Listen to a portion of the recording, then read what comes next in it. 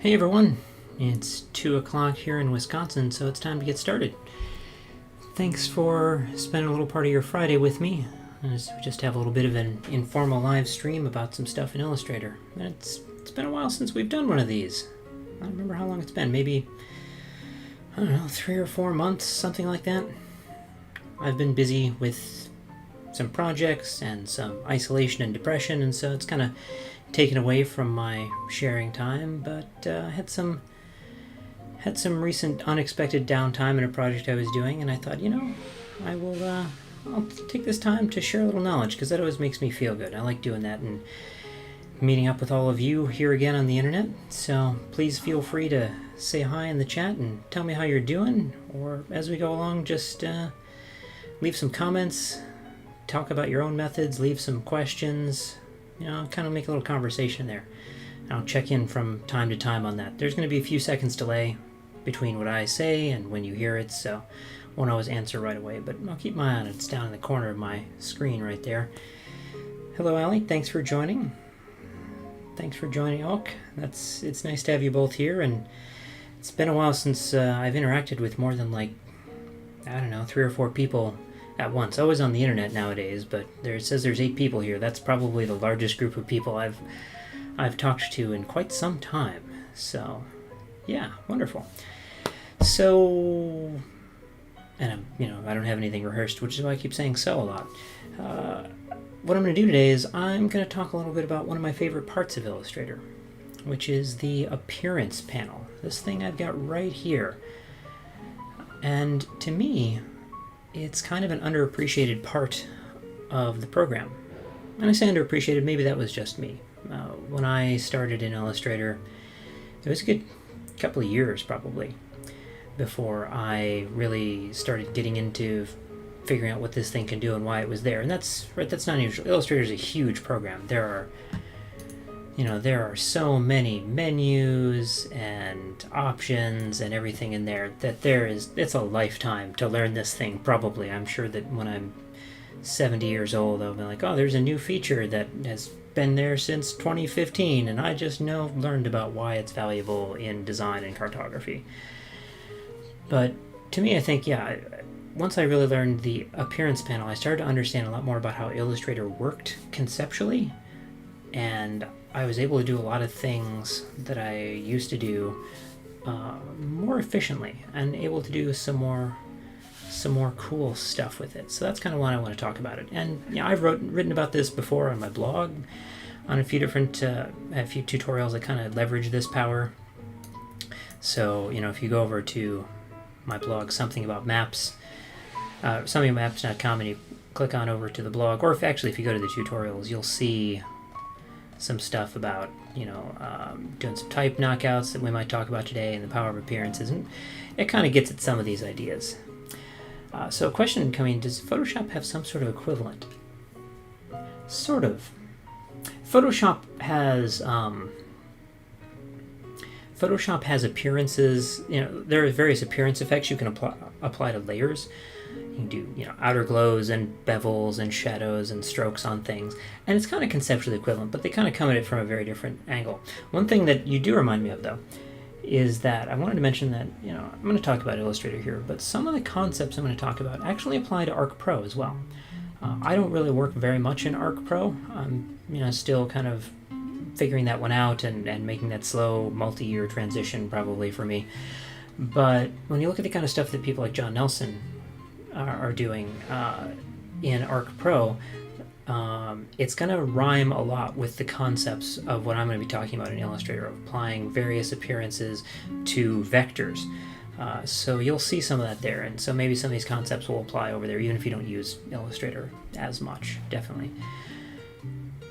Also, I should mention, I've got a little music here in the background. I just went over to YouTube and I looked for Smooth Friday Jazz or something like that. And so let me know if you want that louder or quieter, or what. It's literally just playing from my computer's microphone, from my computer speakers directly to my microphone.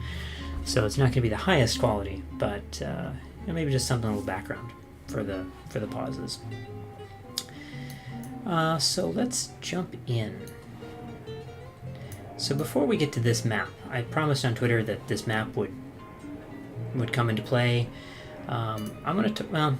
So let me just give you a quick sense of what we're going to be talking about. This is a map I made a couple of months ago, a little side project, some river systems in part of North America.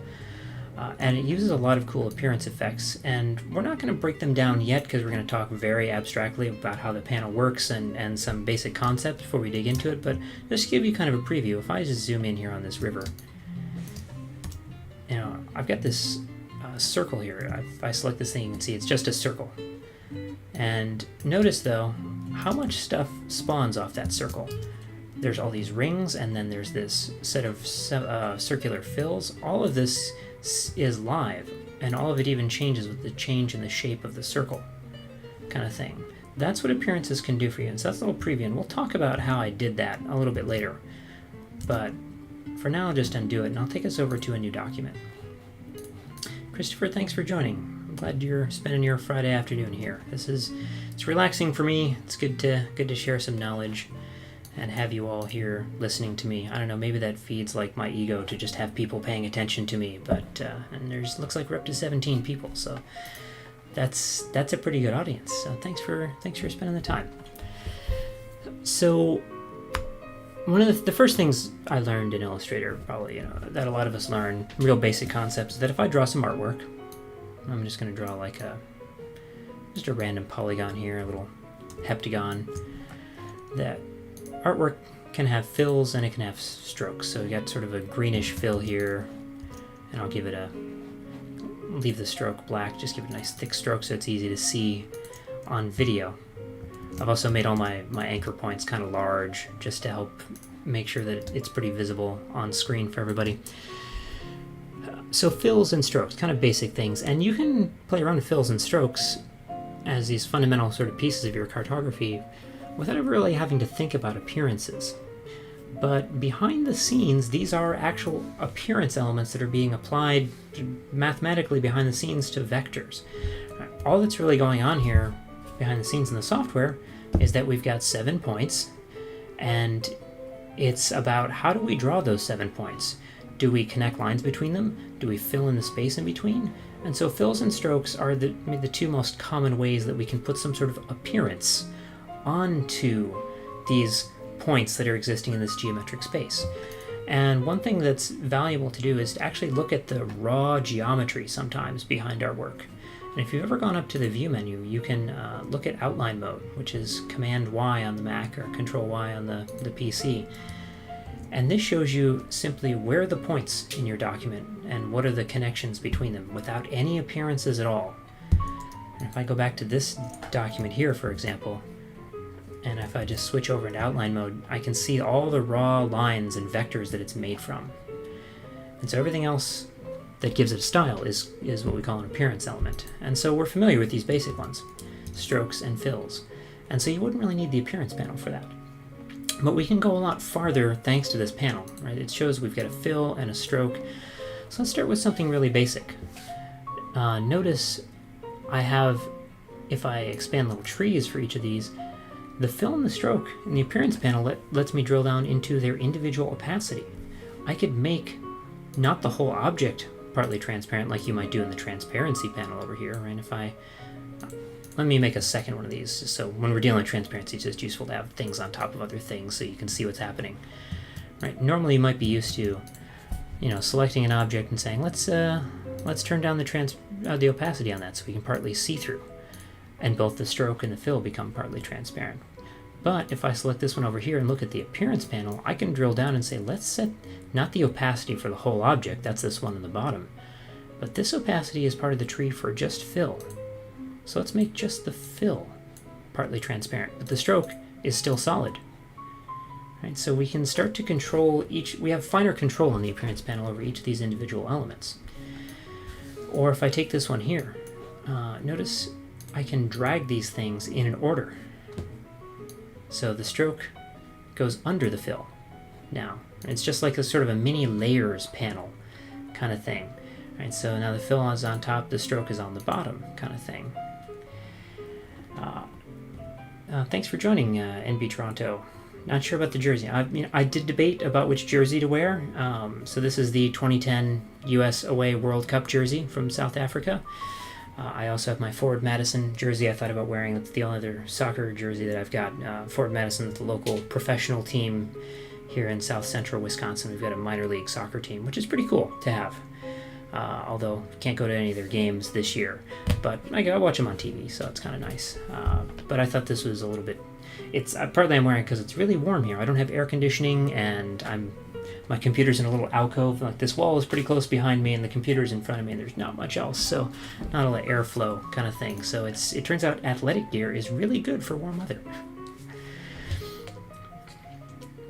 And you mentioned Map Publisher too, yeah. And Map Publisher leverages some of these things. Internally, it's playing around behind the scenes some of these appearance effects in the way it works. So now you'll maybe if you use Map Publisher, you'll know kind of a little bit more about what it's doing sometimes. So we got fills and we got strokes. Real simple stuff that we're kind of used to, except I've sort of added these advanced pieces that we can tune their opacity. Oh, Nick, yes, okay. NB Toronto is Nick from Avenza. All right, wonderful. Well, thanks for joining. I'm realizing too, I'm not going to get to, see those of you who go to the NACES conference. I'm not going to get to see you this year. That's often my time to connect with people like Nick and some of the rest of you and Allie in person at the NACES conference every year. But we'll all be online, hopefully.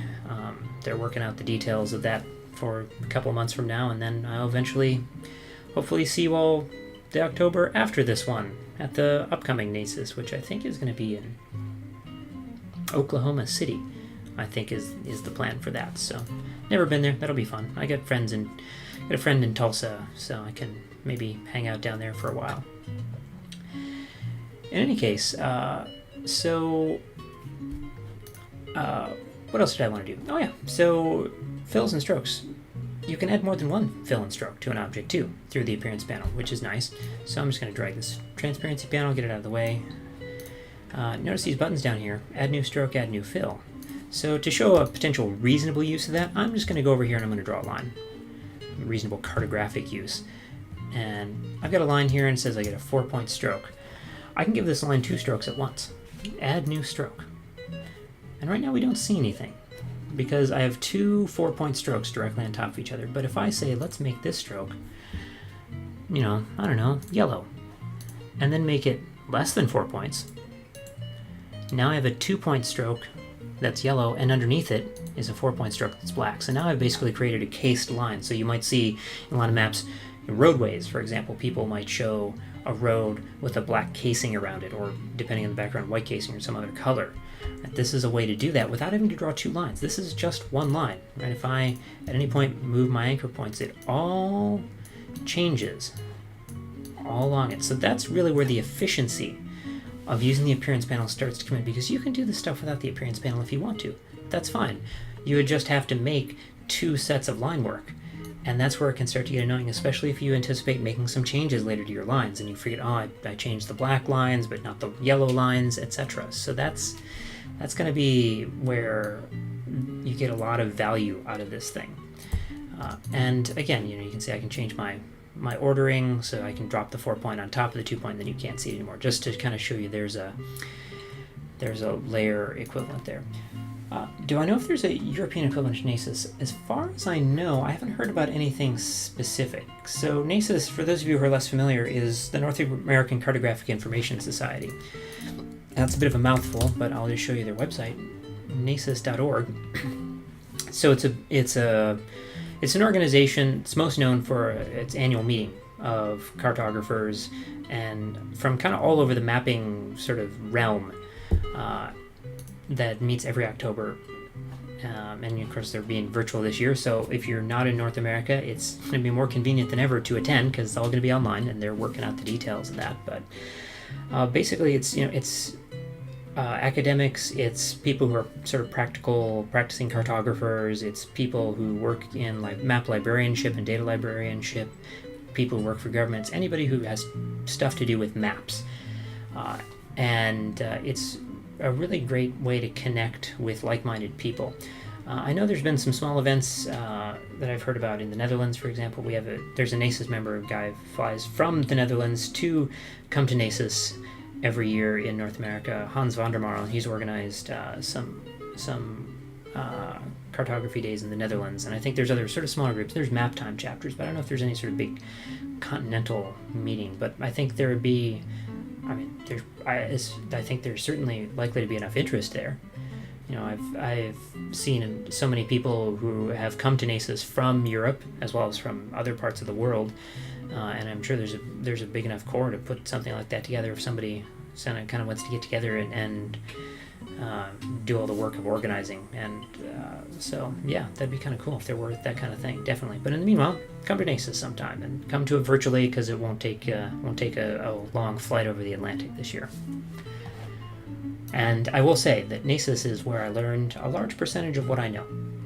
So it's a really great time to see what your colleagues can do, because that makes you better at what you do. That's, so much of what I can do I've learned from other people, definitely just through those one-on-one conversations and presentations. So as far as these basic appearances go, maybe you can start to see some ways this plays out cartographically. So let me show you a few other interesting things that I do with the appearance panel.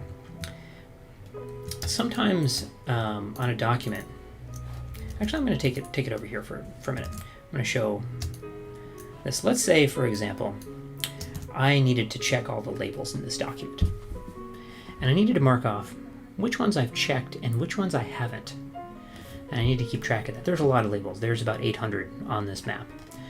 For example, I actually use the appearance panel in a fun way for this too. So, and I'm realizing, as getting into this example, I should explain a couple other things about appearances first. This is what I get for not entirely planning it out. But again, this is a relaxed Friday, so I should explain about the difference first between appearances on objects and appearances on layers. So,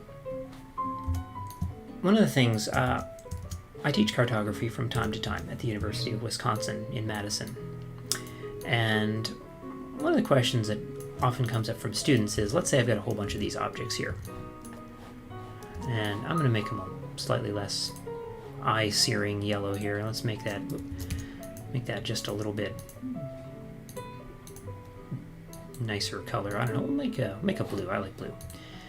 So I got a few circles here, and one of the labs my students used to do is a proportional circles lab. Right? They're making a basic proportional circle map, and sometimes you have circles that overlap. And one of the things that they had trouble dealing with sometimes was transparency, because depending on how you run it, ideally, if you have objects that are, if you set the transparency in all these things, right? You want to still be able to see the overlaps, right? So these are 50% transparent. I can kind of see where they sit on top of each other. But sometimes instead, you don't want every individual object to be transparent. Sometimes instead you want the group to be transparent. And this is where we can talk about appearances on objects versus appearances on groups. So if you see right here, there's a filled in circle. What that means, filled in, is says you've done something other than a really basic fill and stroke to this object.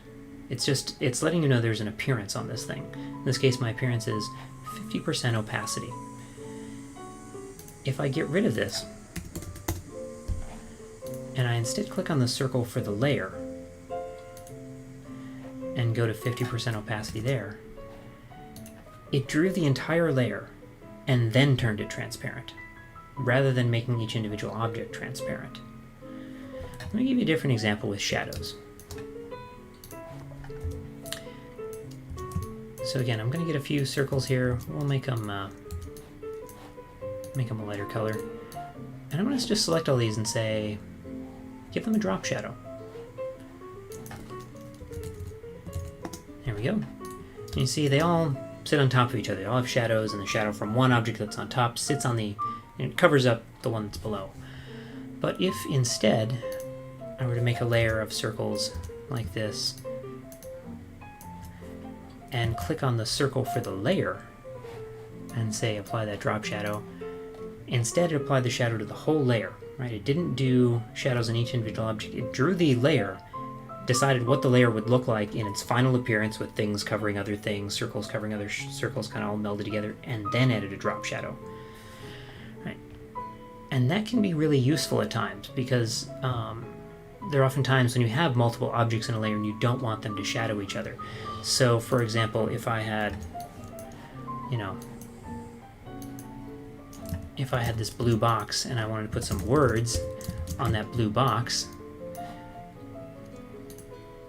and I wanted this whole thing to be shadowed, I wouldn't say, like, let's add a shadow, because now put a shadow on the words, right? It's kind of, the shadow's a little sparse, so it's hard to tell, but right, I put a shadow on the words there and a shadow on the box, but I really wanted the shadow on just the whole collection of things. So if I just undid that and applied the shadow to the whole layer, now it's going to apply to the whole layer. It's not going to apply to each individual object.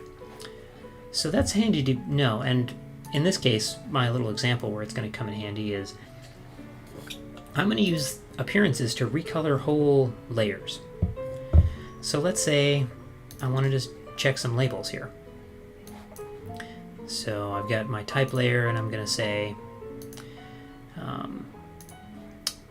let's see, I'll expand this out. I have so little, I just want to be mindful of my screen real estate here, not cover up too much stuff, but video is, I got like a 5,000 pixel wide monitor, and I think I'm sending video at like 1,200 pixels wide. So let's say I wanted to look at these smaller settlements here. Right now they're all black, right? But let's say I wanted to make a new layer, and I clicked on this layer and I said, whatever's in here, add a new fill on top of it that's white. So now anytime something goes in this layer, it's going to get a new fill. So if I select this label and then drag it over here, it's now white. So that's just a little marker to me. Oh, I've done that one already. But it's not permanent. I didn't recolor anything, and I didn't have to select each one and say, now change it to white. Literally just had to move it from one layer to another. And that reminds me that that's already been done. So I tend to make a lot of use of that. Just little color layers on markers. Because we can add fills and strokes to entire layers at the same time. Like, I've been talking about sort of applying shadows to appearances to layers, doing that sort of thing, or doing it to objects, but even just something as simple as fills and strokes can be applied to the whole layer. And if I make a brand new layer here and say, click on that circle and say everything in here, give it whatever's in here, give it a black fill. Well, then when I take one of these blue circles and drag it into this layer, it immediately becomes black. And even if I select the object, it says, well, it's blue. Well, yes, it's blue, but then as soon as that blue is drawn, then the entire layer gets drawn, appearance gets drawn on top of it in black. So that's what's going on here. There's a little bit of a sort of, it's almost like, I've thought about this in context of, it's a little bit like programming, right? You're sort of following these logical operations to get what you want through layers, through individual fills and strokes, and through layers and layers. I mean, I can stack layers and say, okay, now take this layer, put this inside that one, and take everything you find and give it, I don't know, a yellow or pink stroke or something like that. And so you can really start to build up complex effects this way, just through all of these pieces stacked on top of each other. Yes, it's like CSS. That's a good way of thinking about it. Yeah. Thanks for that. I think it's a similar idea. And again, if you play around with something like Arc Pro, they've got these styles you can start to do with your, you load in your shapefile, and you can, they're adding more and more options nowadays to do things like, okay, now give it 3 different strokes and 1 fill that are these colors and are stacked in a certain order. So you can kind of conceptually get a lot of these same ideas.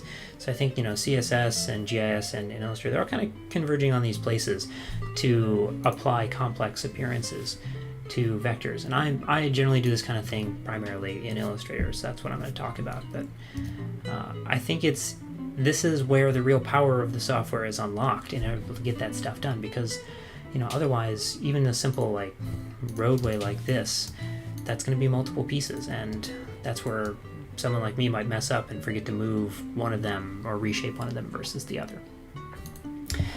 So let me check my notes here and see how I'm doing versus some of the things that I wanted to show off in terms of appearances and styles.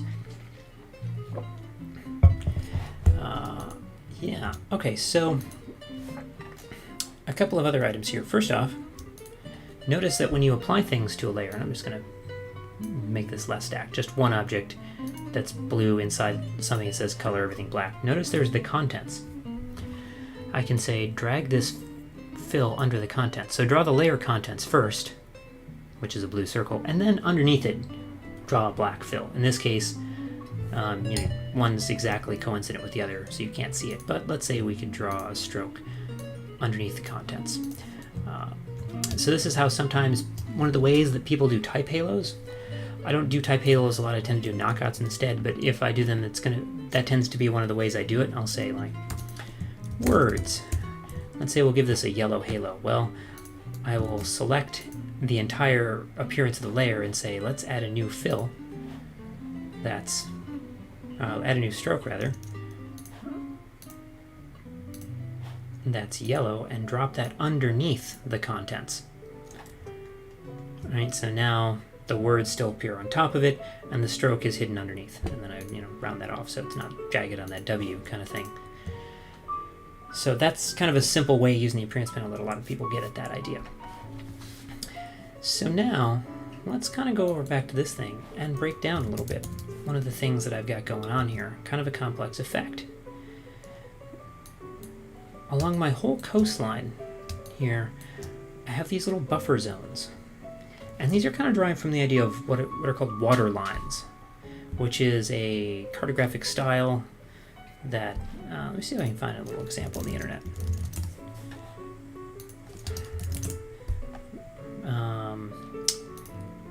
It was years before I found out what water lines were called. I'll just pull up my Cartographic Perspectives article if I can find it. Yeah, so I wrote an article years ago in Cartographic Perspectives about water lines, and okay, it's not wanting to load. Well, look up water lines. They're an old cartographic technique in which you have a series of concentric lines coming off the shore. I think Sarah Bell did something about them not long ago, actually. She did a live demo about them. And I like to use the appearance panel to make these kind of things. If I look here under my vignettes layer, I've got this areas layer, which just has the areas of all the states and provinces and such. And I've said, take everything you see in this areas layer, and this is layers inside of another layer, and on that we have an appearance. And it says, draw me a whole bunch of fills, and each of these fills is offset. And an offset path is a way of buffering. It's exactly like a GIS buffer operation. So if I have an object, let me build one of these up from scratch here. And then it might be easier to see. If I just draw this object, I can say, let's add a new stroke to this that's black, and I'm just going to make this a little lighter so we can tell the difference between them clearly. I've got a black stroke. Now if I say object path, effect path, offset path, offset path tool saying move that 10 points. Right. So now I have an object here, and this object has a black stroke that is offset 10 points. Right. It's shifted away, and I can always click on this thing and change the distance or the roundness of the join or whatever. And so that's what I've done over here. Right. As Lauren says, this is where the magic happens. Exactly. I've said every time I draw something in this vignettes layer, even if it's in a sublayer like my areas where I just got all these different shapes and colors, I want you to give it a fill, a light fill that's offset a certain distance, 32 points away. If I turn that off, you can see that that band here goes away. Let's just turn them all off, piece at a time. Right? Draw a fill that covers the same area as anything I've drawn in the layer, except offset 4 points away. And a slightly lighter one that I've given a different color to, and that one is 10 points away, and so on. Right, so everything here is live, so if I ever draw anything new in this layer, it gets all those offsets applied to it. So it's kind of fun. And in something like this, if I want to do a line style, I I might say, also notice there's a yellow line around that, because that's the appearance for the whole layer. I applied that black offset stroke to the object, but it was in a layer that had a yellow thing that I just got rid of. So I could say, let's give this thing a stroke, and then another stroke that's offset, 3 points, and then another stroke that's offset, I don't know, let's say 6 points. Let's round that out. And if I just start to fade these off, right, now I've got a little fading coastline effect going on here, and I'll just, right, there we go. And then so as I draw, this all becomes live. These are all strokes that are just told to shift from where the basic vector paths are, shift offside. So it's kind of fun. And if I wanted to save this and reuse it, that's another thing I should talk about. I don't have to remember all these offsets if I wanted to apply this to some other document or some other object. That's what the Style button is here for, or better yet, if you go to the Window Graphics Styles panel. I'm not sure why they call it this versus calling it, I don't know, the Appearances panel. Maybe that would just sound too similar to Appearance. I don't know. But this is where you can save what artwork looks like and then apply it to other stuff. So if I've got this thing selected and I just hit New Graphic Style, you can see a little tiny preview. Let me see if I can make that bigger. Nope. Thumbnail view. Can I make the thumbnails bigger? I guess I can't. I don't know. You can see kind of a miniature version there. Later on, if I draw something in a totally new layer that has nothing going on, I can just click this while it's selected and it applies all that. And as a side note, notice I've deselected my artwork and all this still appears in the Appearance panel. This trips me up all the time on a very regular basis. I will just go in here and start changing colors and changing offsets and like, why has nothing happened? Because I don't have anything selected. It shows what you remember. So it remembers rather what you last worked with. So just make sure you're changing something when you think you're changing something. It constantly happens. Have I tried Inkscape? So I have poked around a little bit in Inkscape, but it has been many years, and it's one of those projects that's constantly changing. I know a few people who use it. I kind of was already steeped in Illustrator, and I didn't have a great reason to change. But as far as for people who can't afford Illustrator, I think it's kind of, I think if you don't want to pay for Illustrator, my understanding is pretty much the industry standard then at that case. And people do some great work in it. Let me look up. My colleague Marty Elmer, I can find his portfolio anywhere. It doesn't use his Behance much, but he works entirely in Inkscape. I guess his... Alright, map, there we go. Yeah, this guy. He hasn't updated his blog in a long time, but favorite maps other people did. Let me see if I can find something he did. Or if he's mostly just talking about other people's maps. But he's a skilled illustrator. Let's see if I can find his portfolio. My map portfolio. Yeah, stuff like this. Alright, this is all done in Inkscape. So I think it's like anything. Like if you want to, it's very capable, and you want to spend hours learning Illustrator, you can do cool stuff. If you want to spend hours learning Inkscape, you'll click different buttons, etc. But I think you can get it done. Jeff says to right-click the thumbnail for a larger preview. Oh, let me give that a try.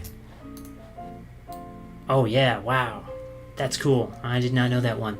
See, again, this goes back to what I was saying at the beginning. Learning Illustrator will take you the rest of your life if you want to know everything that's in there. Even if they stopped adding stuff, then, I mean, there's just so much. There are so many times I've, stumbled upon some random tool. I'm like, wow, I wish I knew about this several years ago. It would have saved me some time. And that's one reason I do things like this. I'll tell people, hey, here's some cool thing in Illustrator. Just in case you ever happen to need it, I would like you to not waste hours of your life doing the thing that it could do for you. I always tell my students, if you're about to sit down in Illustrator and do something painstaking, that's going to take you hours, and it's very repetitive, wait a second.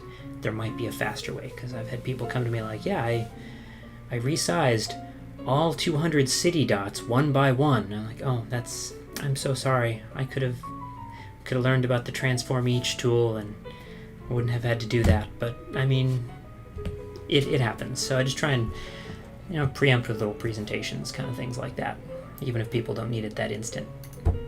That's good to know, though. Yeah, Illustrator also has these 4 or 5 styles that appear in every document. I'm not sure how they get picked or why these particular 4. They just seem so specific. The pompadour and foliage. I don't know. But you will see those come along as well. So yeah, you can save things in the graphic styles panel, which is nice.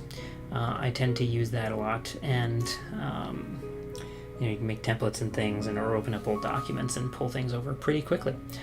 So that's how this coastline works. It's just anything I draw in the areas, including the individual polygons, like New Jersey here. It just says add a bunch of extra fills, stack them underneath. That's the other thing here. This is all stacked under the contents. Right, if I started stacking these things on top, right now the fills hide everything. So draw your polygons, then stack a bunch of offsets underneath. As far as these circles go, these little river mouths, it's the same thing. It's just a circle, a simple plain circle. If I switch to preview, you can see it's just 4 points, all connected, 4 Beziers.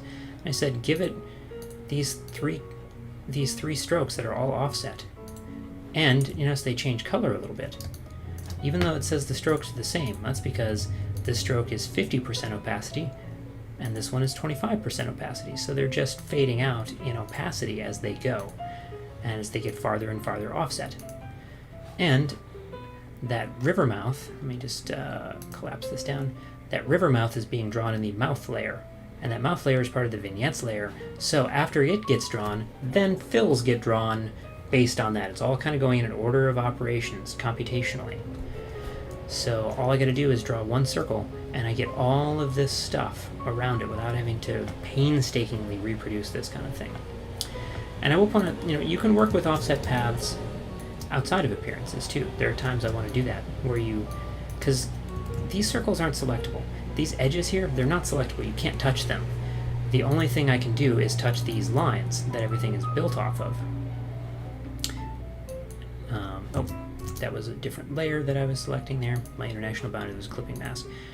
But right, if I change these things, those change, but I can never actually physically get at these vectors because they don't really exist per se. They're all made up on the fly. A couple of things I can do about that. First off, a lot of these effects, instead, if I want to draw a circle on a random layer here, if I want to do this offset stuff, for example, that's because it's in a layer that says make everything white. If you do a lot of this appearance stuff, you get confused sometimes, like, wait, why does it not look, I left over an appearance. Yeah, it's good. So I can instead say, let me make that a stroke only.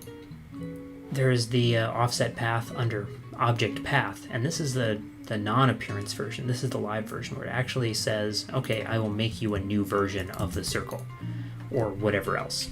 And so sometimes that's handy to actually have a brand new vector made, but now they're not actually live or linked to each other the way that the effects panel version is, and everything in the effects panel pretty much shows up in the appearances, but a lot of them have equivalencies that aren't live, that instead sort of make permanent those changes.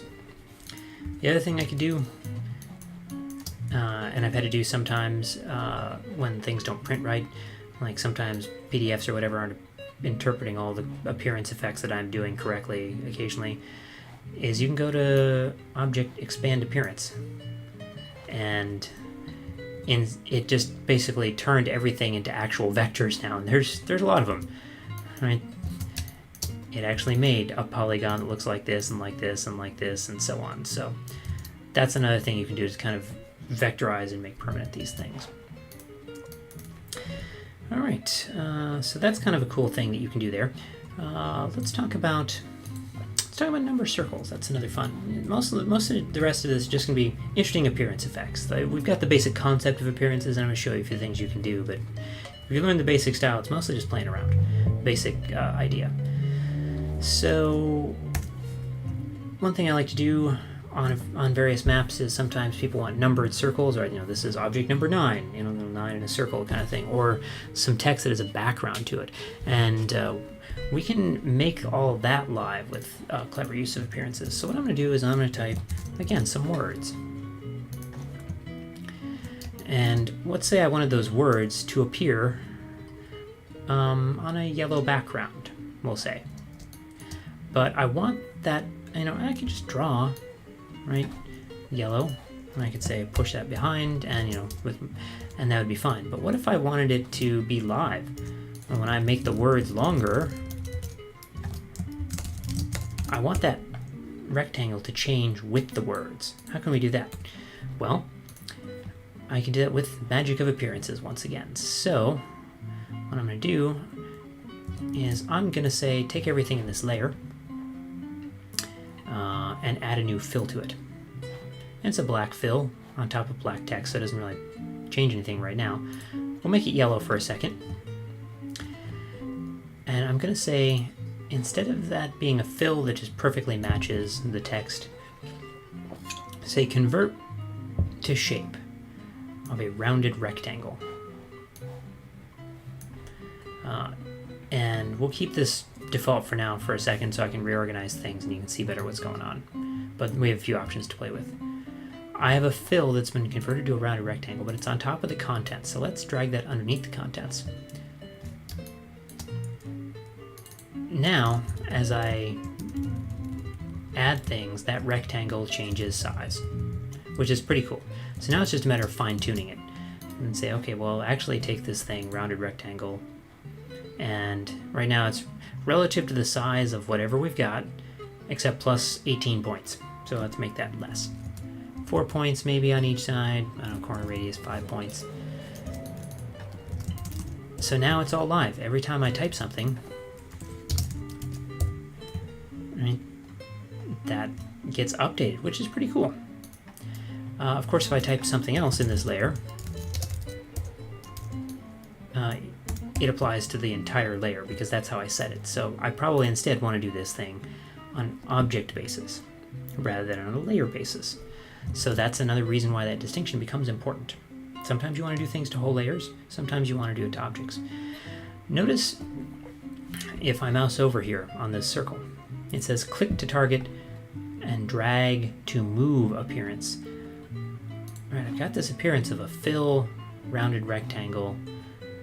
So let's just click and drag it and move it onto this object instead. Now it's on the something else layer. Right? So now underneath my characters, I have a fill that's rounded.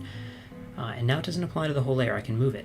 And I can even copy it if I want to. I could have gone through the graphic styles panel to do that, but a really handy thing that I use all the time in Illustrator is holding down Alt or holding down Option. And when you Alt drag something, you copy it. That applies to a lot of places, but here I'm going to Alt drag that appearance, and I just copied the appearance. That also applies to like text, right, or any object in Illustrator. I just click and drag, Alt drag, always make copies of things. So it's really handy to have. I can go over here and make copies of various swatches, anything you can find pretty much. You can Option drag to get that done. So now I've got this applying to individual objects, which is more sensible in this case. But I might want to combine this and say, let's also take these things and everything in this layer, let's also add a drop shadow to. So now these got these little plates that appear that have text on them. Been using these a lot in a project I've been working on lately, which all kinds of interesting stuff, but right now I can't show it yet. Eventually the book will get published and I'll have some cool things to share with you in a few months, hopefully. But yeah, but to kind of speak without showing it, I've basically been labeling where various ethnic groups are existing in certain parts of the map and sort of sitting these as like little nameplates kind of sitting over the map kind of thing. And just by having this live style, I can type, group name, and everything always fits, which is pretty cool. So I use that for that sort of thing. Also, you can do number circles, like a 1 inside.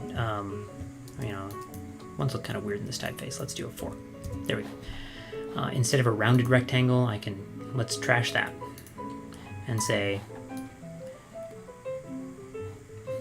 ellipse. Do an ellipse, and then I can say, well, let's make that maybe a point, or maybe make that absolute instead so it stays a actual circle, and pick an appropriate size. 15 points, that kind of thing. There we go. Yeah, so now this always follows along, and it's not quite centered. It's probably good enough for a lot of people's purposes. I might do some little tweaks here and there. There's a couple of ways that I might do that. I might say one with what I used to do to transform. I'm going to transform this fill and say let's just nudge that fill horizontally a point, or maybe a half point. If it's consistently offset, I might say just nudge that over a little bit. But something I've been able to do recently, figured out, and we'll see if it works, see if I remember how I did it, because we're going to do this live. I think if I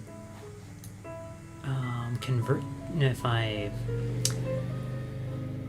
outline the object first, yes.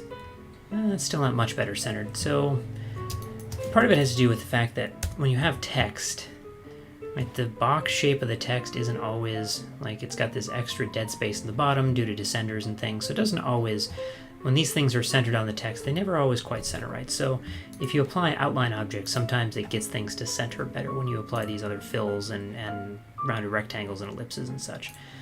And part of it's just the shape of the 4 here, but I think it's a little bit better. So that's another fun thing you can do there. So you got water lines, objects versus layers, number circles, saving styles. Okay. All right. So let's see what else we got here. Let's talk about the most complicated one from this particular map. And I moved that and didn't mean to. That's why you should always tell my students, lock every layer you're not presently working with. And I'm not following that advice. Where did I put that? Rivers, okay. So these things here, you notice these rivers are invisible in the middle. It's not that I added an extra stroke that's the same color as the background. This is a line that has a hole in it, which is kind of fun. And if I look at the preview, it's just a line. A simple, there are just 2 vector paths here, and notice it's even rounded. Right, this is all appearance effects. If I select this thing, I can see I've got graphic style number 7 that I got saved in my panel up here. And I've got some interesting and somewhat complicated stuff going on here. Let's start with round corners. That's simple. There's an effect, stylized, round corners, that just rounds things out. If I turn it off, basic, sharp lines that you might expect. But I've got that turned on for the whole object, and that's why that rounds off nicely, without me having to do anything. I developed this style before they had those corner widgets that they have nowadays in Illustrator, where you can actually kind of drag things out like this. And that's what I might have done later, but this way it's a style and I don't have to go back and remember to drag every single corner widget to get it just right. They're all even, and I don't have to think about it, so that's kind of nice. As a side note, I tend to use round corners a lot, especially because depending on the scale of the map you're working at, let's say you've got just some coastline coming in, from GIS, depending on your shapefiles and the scale you're working at, so this is in my shadow layer, so that's why it's shadowed there, drag it away. Sometimes you just don't have data that's quite detailed enough, and if you just round corners on that a little bit, not scribble, I'm just going to make a side-by-side comparison between these two. And I'm going to get rid of graphic styles so you have a little more screen real estate here. I'm just going to round corners on this 10 point, right? I think it looks a little less reminder that, hey, this is a vector thing, this is a shapefile, everyone, right? So just taking some of that harshness away is kind of a nice way to cheat when you have data that aren't detailed enough to look smooth at the scale you're working at. But in any case, this was just part of the geometric styling I wanted with the round corners. But notice it says I have 2 strokes, and one is black and one is blue, and that's kind of weird. Why is there a black one? But it says the black one's invisible. So how does this make lines that have holes in them? I'm going to say this is a whole style I stole from Illustrator guru Morty Golding, who's he's got a whole bunch of tutorials online, so look him up. He's got all kinds of fun Illustrator stuff, and I was looking for specifically how to do this thing, and he had a cool tutorial that I probably wouldn't be able to find anymore about how this works. But let me come back here for a second and explain some fun stuff about a button you've probably never used, which is this knockout group button. And what does that do? By the way, I still don't know what isolate blending and opacity mask and define knockout shape do. I do know what this button does, though. So I got one of them in the past 10 years. So if we have an object and then another object on top of it that's a different color, right? Illustrator doesn't draw them both. It looks at them and says, okay, well, which one is on top of the other one? Okay, well, I'll hide part of it. So it decides, okay, well, in this area here, don't draw anything black. Hide that when you're drawing the black square, and then when you get around to drawing the pink square, well, it'll just fit right in that spot. Great. So it sort of calculates this occlusion first as one of its operations. Now, if I got things partly transparent, it does this transparency first and then says, okay, well, this is partly transparent. And then it calculates this occlusion and says, well, is anything occluded? No, actually, the black is still there, so I got to make sure to draw it and then, show the correct color based on the mixing of those two. But what we can do is cause Illustrator to kind of flip its order of operations a little bit. So what I'm going to do is I'm going to draw a line. And it's going to be make green, make it big 10 point here, and I'm going to draw another line on top of it, or another stroke on the same object. That's going to be yellow. And it's going to be 5. Okay, so right now it just says we have a line, hide part of the green, then when that's hidden, draw part of the yellow on top of it in the space left by the green. And if I made this partly transparent, it would just show a mixing between the two, right? Make the little more there. But instead what I can do is ask it to change the order of operations. Figure out what parts of the green should be hidden first, and then make that other object partly transparent. Right? Instead of looking at the transparency and then deciding if anything's hidden and should be removed, decide what parts hide things on top hiding other things on the bottom, and then make those things on top transparent. That's what we can do with the knockout group option. And that's what this does by turning it on. It has 3 selections. There's off, and then there's I forget what the middle one is called, but I've never used it, so we'll skip that. And then on.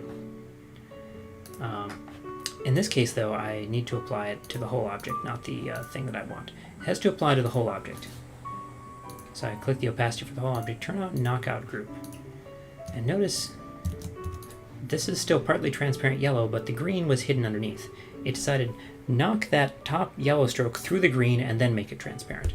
So, if it's full opacity, you don't notice any difference. But if I turn the opacity down to 0, now it made the yellow knock through the green, and then it made the yellow invisible as its second step. So now I have a line that has a hole in it. And it's not white. It's, if I move it over, it's just got a hole in it, which is pretty cool. And that was just by setting the opacity of this top stroke, and then for the whole object, this bottom opacity there, it says other options, knockout group is turned on. And you get these little, you see a tiny little band there? That's not really there, right? That's not something that would print. It's not something that would, show up in a lot of situations, but, if you've seen the way that vector artwork gets rasterized on screen or in a PDF, sometimes like 2 things that join perfectly, still you see a little tension between them, you might call it. And so to solve that, the way that I do it and the way that Morty Golding taught me to do it is, let me turn this stroke back up for a second and say, let's just take this stroke and give it a round cap, right? So it just sticks out a little bit and then becomes, so when it becomes invisible, it just totally knocks through any edge of the green that was overlapping. Alright, so now it's gone. So that's basically what's going on here. In this case, the stroke that I knocked through is black, but it doesn't matter what color it is, it's invisible. And it all kind of comes together. So that's kind of a more advanced, fun thing you can do, and I use this on a couple of other situations. I use that in typography, for example, occasionally. One of the ways that I make type knockouts, if I want my words to delete part of the features underneath the map, that can be really handy sometimes. So if I say, well, I want this thing, I've got some text in this layer, but I don't want it to, I want to delete part of the green underneath it. So let's make a little sublayer. No, there we go. With some words, and then underneath that we'll have all the stuff we want to hide.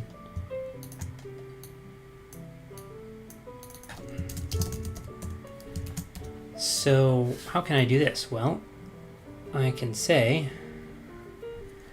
let's see if I get the order of everything correct, because I might get it wrong. That happens from time to time. So if you're doing this and you get confused and do it wrong, that's pretty normal. There's a lot of complexity here.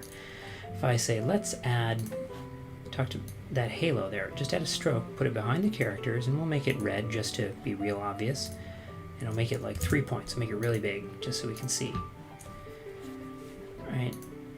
And I want it to I want that to eventually be invisible, but to first knock out anything beneath it, like this green line, or maybe this pink text, or this pink box, or something like that. So, if I say, let's take this object, opacity 0, and then I think if I set the whole layer to knockout group, yep, that worked. Now I have this live knockout that's following me around everywhere. Because what's happening is it's drawing red behind the text, and since that's on top of all my various objects, that red hides the objects beneath, and then that red gets set invisible. And all that happens because they're both contained in something else that says knockout group. This time they're contained in a layer. Whereas this here, these strokes were contained in an object that had knockout group set. So that's kind of a fun one. I get a lot of use out of from time to time, and I was pretty proud of myself for figuring that one out. I don't always do knockouts that way because you got to organize your layers in a certain way, right? You got to have your words in a layer, on sharing a layer with all your other stuff, and on top, and maybe you want some things to knock out and not others depending on their colors. So it's a way to do it though. That's kind of fun, and certainly not the only way I've seen, but that's definitely one of them. Right. And another example I've done of that, let me pull up another actual map example. Let me just dig in my projects for a second here. I always like to show this off. If I'm sufficiently organized. I worked some years ago on a big atlas, the Ecological Atlas of the Bering, Chukchi, and Beaufort Seas. And I had to pull out a lot of tricks to deal with all the vast data density that goes into these maps. All right, and since I've archived it, certain files are in different places, and cartographic projects complete.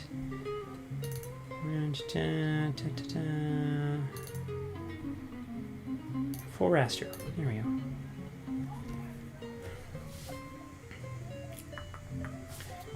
Big files with big raster behind it, so.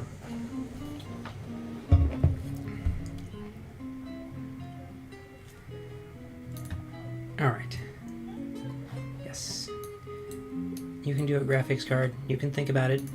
Since I'm also streaming, it's eating a lot of my graphics power too, so that's kind of. Opening these big files could be challenging. Alright, yeah. So I've got these arrows here. And these arrows have holes in them, and the hole is text. So it's kind of a nice way for me to have to, save space and labeling by just knocking right through. In this case, migration layer has knockout group set, and I've got the physical bodies of the arrows underneath. These are just vector paths. And then on top of that, I've got a type layer. In this case, I've just got words. And then the words are set to 0% opacity. It doesn't matter what color they are, and they just knock right out, which is kind of cool. So that's another place that I've made use of that kind of thing. Rez asks if I have any plans on making more Blender tutorials just for cartography. I don't know. I mean, there's some things that I've certainly developed my own skills. I released that tutorial about how to kind of do basic shade relief, and for me that's very much where I started in Blender. I poked around with it a few times before that, but cartographically that was the first real thing that I did with it. And I've certainly learned how to do some other stuff here and there. It's mostly a matter of having the time and the energy to sit down and do something like that, because I find writing really draining, and I do it from time to time, and I blog because there's stuff that I just really want to share anyway. But it might be, if I have some significant downtime, a few months, and I can really kind of get my thoughts organized, because what I tend to spend a lot of time on, unlike here, right here, I'm just talking about random, here's an Illustrator thing, click this, click that. When I write tutorials, I tend to spend a lot of time thinking very carefully about the order in which I explain everything and exactly how I explain it to present it as clearly as possible without any here I'm talking about oh, I forgot to tell you this thing, let's double back. And so I have not specific plans, but I wouldn't rule it out per se, because I could definitely talk about how I set up sort of some basic oblique scenes and add some terrain in there, things like if I pull up my portfolio, some stuff like this. And this is not the most beautiful work out there as far as people who are doing 3D oblique work. This is very much me learning the process, but that's valuable, right? Just because I'm not the best at it doesn't mean that I don't have anything to share. Likewise, I hope you all feel the same way about your own work. Right? You don't have to be the best at something to be able to share a bit of knowledge with other people. Absolutely. So there's some stuff that I might sort of leverage off of this, and I was actually going to give a brief presentation on this at the Mountain Cartography workshop that like most other conferences was canceled. That was going to happen in April, I think it was, this year in Colorado, and so it's sort of a terrain cartography group that meets, and I was going to kind of give it was only 10-15 minutes, so it wasn't going to be click by click Blender overview, but it was going to be conceptually then I took a tree data set and made a texture and layered that on top, and then I layered on top this urban thing, etc., to get through this kind of idea. So there might be more coming, definitely, but we'll kind of see how that pans out, especially once my big projects clear up. So thanks for asking about that, though. And I've been so pleased to see the number of people who referred back to the Blender tutorial I made. I had no idea that this was going to be as big of a thing as it was, and so I'm glad people got a lot of use out of it, definitely. And I just need to remember from time to time to make sure it's up to date, because last year they had a big change to the entire interface of Blender, and so a colleague of mine was going to give a presentation at NASIS about it, and he was going to point people to my tutorial, and I was like, oh, well, you're doing that in a week and a half. I better quickly update this thing, because as soon as people go to that tutorial, they're gonna be like, I don't see this button, because that button doesn't exist anymore in the new one, etc. So if you ever see that tutorial getting out of date, please let me know, because I don't read it that often, and I don't always update Blender as often as maybe I should, so I don't always know about things that might affect it. So that's why I changed the tutorial to text too. I had video tutorials, but it's a lot easier to swap out a screenshot than it is to go re-record an hour of video kind of thing. So yeah, thanks for checking in on that, though. There might be more Blender stuff in the future. All right, so I think for the appearance panel, that's a lot of the basics that I kind of wanted to cover. And you've all been following along, and I appreciate you taking the time. I guess, does anyone have comments, questions, things that they're thinking about that goes along with this, or things they want to know how to do that might leverage this power? And meanwhile, we were thinking about that and typing your answers or questions or whatever, I will give a special thanks to my generous patrons over on Patreon. I appreciate people who are taking the time to support me as I do this kind of work, and both writing tutorials and Blender tutorial and things like that, and these live streams. It helps me bring this kind of stuff to you, and there is the link in the video description kind of thing, but also if you just head on over to somethingaboutmaps.com, somethingaboutmaps.com. There we go. And there's a link there, but there's also, if you want to have a look more at this map that I've been showing you too, if you go to my blog, besides the Patreon link there's also a link to my blog, and you can get a nice big version of this thing, piece through it, and you can read more about it. And also, if you want to buy prints, I've partnered with Cameron Booth, who runs the Transit Map store and also runs the pretty awesome Transit Maps blog.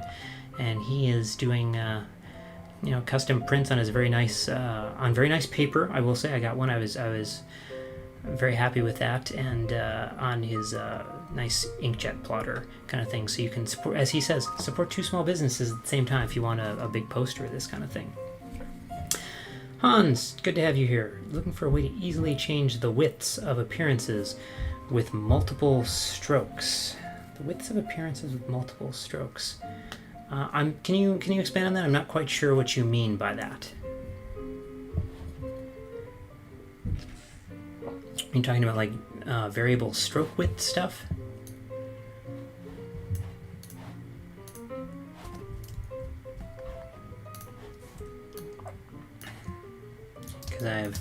That's maybe another thing. And meanwhile, while you're talking about that, I'll point out to people a cool thing that they introduced a few years ago now in Illustrator: variable stroke widths. You ever use the width tool? That's kind of fun. You can say, let's make that bigger or smaller. It's good for stream tapers, like, streams start small, get big. It's kind of a fun, tiny little cartographic trick there. You have an appearance with a 1 point and a 1.5 point stroke. Then I want to make that double wide. Okay, so alright, so let's see here what happens when I try to do something. Draw an object, and that's going to have 2 strokes, 1.5, and I'm going to make those colors a little bit less vibrating against each other. I don't know, it's a little bit better. Okay, so if I want to double these without so if I scale, I can scale strokes and effects, but it also changes the size of the object, doesn't it? And if I double this thing, I did 2000, not 200. It does double all the strokes, but it also makes the object bigger. But you want to just change all the strokes without changing the object positions, presumably. Then I wouldn't have a good answer other than going through and typing the numbers yourself, which, depending on your setup, may or may not be inconvenient, presumably because you're asking there's some inconvenience associated with that. It's interesting too that you can't do that, because when you deal with patterns, right, you can do that kind of thing, right? If I fill something with a pattern like this, you can scale a pattern by turning off transform objects and just transform patterns, and that gets bigger, but it doesn't change. Now that's interesting, because I can't. Oh, wait. Okay, hold on here. Hold on. Before, when I tried to. Okay, I can't transform objects. I can't deselect it, which is interesting. But if I had a pattern somewhere on it, could I fake that? If I just throw this pattern on there for a minute. Scale strokes and effects, transform patterns, transform objects. Oh, it only did it on the pattern. Yes, that's weird, that because in other cases it lets you turn off the ability to rescale the object and just scale parts of the appearance, but apparently when you just have these strokes, it won't let you do that. Which, I mean, I'm not an Illustrator programmer, I don't design the software, but that seems like the kind of thing that they could enable. Yeah. Huh. I wish that was possible. Or what if I give it a fill instead that was patterned, and I said scale strokes and effects, transform patterns, don't transform objects, but it just transformed the pattern and the strokes stay the same, even though I told it to scale strokes now. So, alas, this looks like a deficiency on Illustrator's end, Hans. It's hundreds of different ones per map. That's rough. Sorry about that, but I guess there's not a. I wonder, or you could. Okay, so depending on how you have the map set up and how complex it is and how well it translate over, maybe you could save as an SVG and then, save as an SVG, and then go in to the SVG, and let me see here, and just like edit that and find and replace, or depending if you have like the preset style thing here, you edit this, and then maybe the SVG would be correct. Depending on what other styles and things you're using in the map, that may or may not work, or maybe you could just export part of the map that just needs the strokes change and bring it in. But that might be a viable option, to mess around passing it through SVG and then fixing it that way, potentially. So something to look into. Do I use brush presets or making pattern brushes for symbology? So I have in the past. I'm trying to think of one of the ones that I've done before. I don't use them super often, but I definitely have in the past. Actually, if I pull another map from the Ecological Atlas, I know I did one there.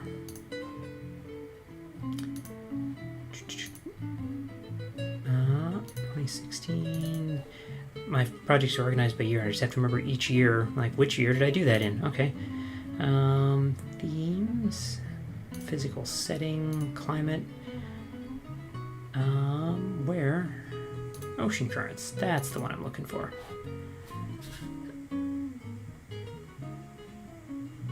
Ocean currents, yes. Okay, so this uses a pattern brush for these lines here. Find out. Let me turn off lock the type there. Thematic type. Thematic data, there it is. Okay, thematic data. Yeah, so this thing is just a line, you can see there, but it has a pattern brush to it. So if I look at my brushes panel, and if I look at my appearance, it says pattern brush number 3, and I've got brush number 3 here.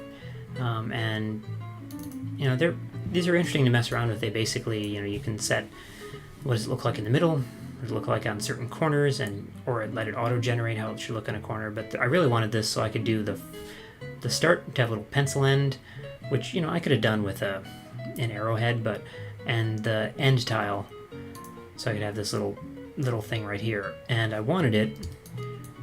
Did I make hard break? No, I didn't. Okay, I did this partly because I wanted to make sure that whenever I broke the line, a little gap appeared, without me having to actually physically delete part of the line to create a gap.